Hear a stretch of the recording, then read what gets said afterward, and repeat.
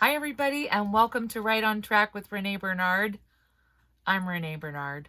So, another quickie because I neglected you for so long. So now I feel like I need to make it up somehow. Oh, cat. There's a cat.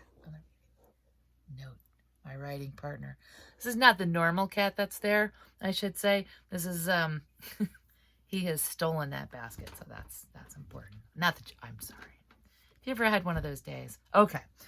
I accidentally touched on pacing in the last video, and as normally works with the creative brain, that was just enough for me to go, I should probably talk about pacing. So, pacing, obviously, like a car, works two ways. You can speed up or slow down.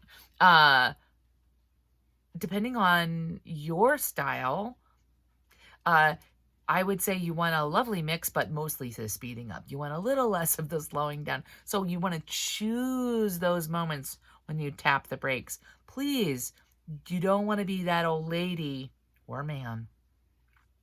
It's usually men. That are teetering along at about 15 miles under the speed limit.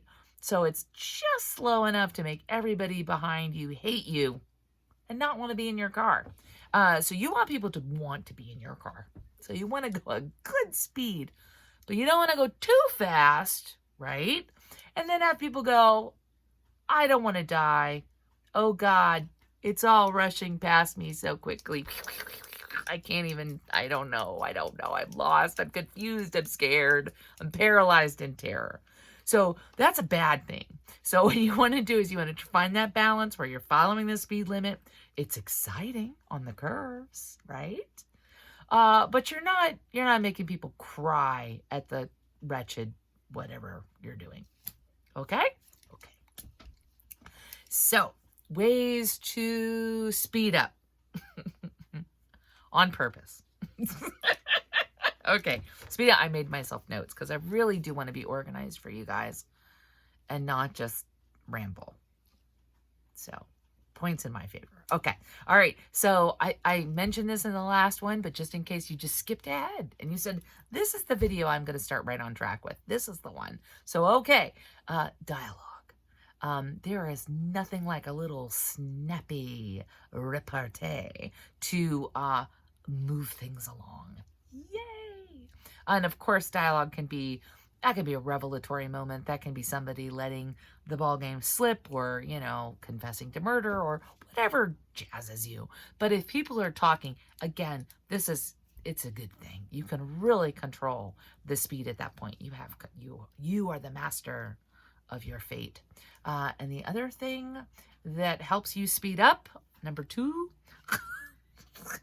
I'm sorry. I should drink more during the day because I'm not drinking. Believe it or not, this is me, just baseline. So, yikes. Okay, it's kind of obvious, but an action sequence. Say what happens in the movies? There's a car chase, or somebody blows something up, or something kind of happens. And writing's the same way. You'll get to a point where something has to actually happen. Okay, you can't just have people sitting around in a room talking all day long. Although we've all been to that movie. They so much talking. Throw in that carriage chase if you're an historical romance author or you want something really, you want action. And of course, there's other things we can do besides chasing each other in carriages. But whatever it is, action sequences obviously spice things up, move things forward. So yay to action sequences. Ta-da! And then the other thing is, cliffhangers. We talked about that, about the hidden hooks that you're putting into the ends of chapters. And again, cliffhangers, those moments of, you're tapping the gas. Tap that gas, tap that gas. Okay. So now let's talk about tapping the brakes. All right. Because again, if the entire book is one long action sequence where nobody can even I don't know, it's just, when do they eat or talk or sit down for a second? I'm tired. So you got to just, okay. So here we go. Things that slow things down. And some of these are deadly. So I highly recommend never using them. But this one's good. Exposition. You're going to pick your moments for exposition, but when you're doing exposition, it's definitely you don't want to go so far that you throw the reader again off the page or out of the book, but you've tapped the breaks. Don't sound like that, but okay, let's just pretend. Descriptions. This is a deadly trap. We all want to describe the park, the beauty, the sunset, the glory. And God help us in historical romances, her dress, what she's wearing, what he's wearing. We want to know the patterns and that we want those flavors. We want those moments. So again, it is good to have them, but if you stop and do it at every single turn, then you could potentially be killing the pacing. So if I'm at a ball, I want to know what my particular heroine is wearing, or I'll just, drop in a couple descriptions, but I don't need to know what every single person at that ball is wearing. I do not. I'm not. It's not that critical, okay? Not that critical, okay? But it's a great way to tap the brakes. So just keep it in mind, whenever you're slowing down to really describe something, you are slowing down to describe it. Yay. Okay. And, oh my God, backstories. I think we've all been at that party when you meet somebody, and then the next thing you know, you're hearing all about their family history and everything that's ever happened to them and where they went to high school and la la la, or why they're afraid of spiders, and you get to hear the whole story about how they were at Camp Winnemucca and there was a spider, on and on.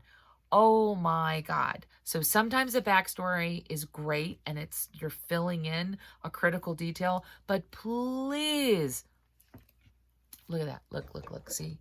I slowed it down, and now, there you go. Classic. That's classic what just happened. That's good. Just shows you. Okay, so backstory, again, know you're tapping the brakes. Know that unless it is a revelation of amazing, like, oh, I can't believe that happened. Oh, no. So you want to pick your moments when you are doing a backfill.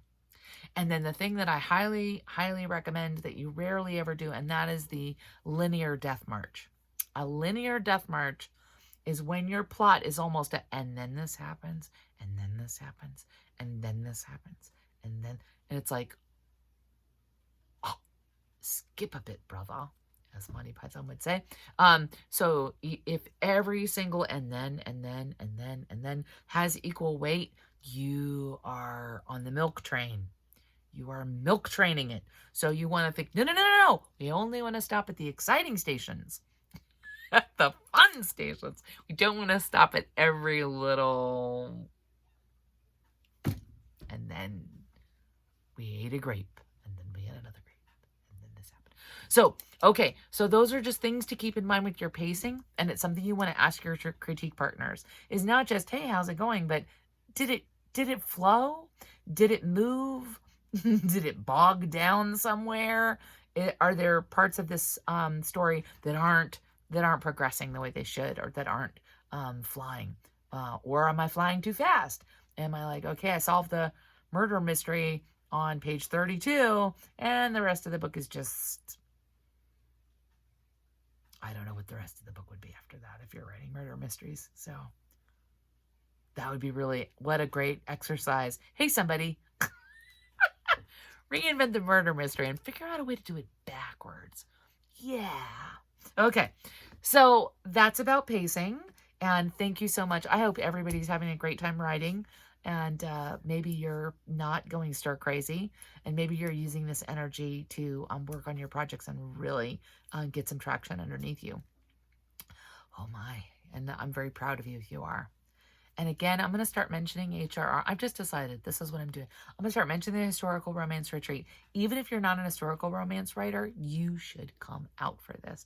Just to network, see what the community, what a writing community, what a genre community can be like, and to feel that love. And let's face it, readers read everything. A lot of them. They're voracious. So never sell yourself short. Never, ever. should come out. So it's not until the fall of 2022, and I want to see all of you there. I can't literally see you at this moment, so that's why I'm saying you should come out. All right, so for now, that's it. I'm just going to say pacing.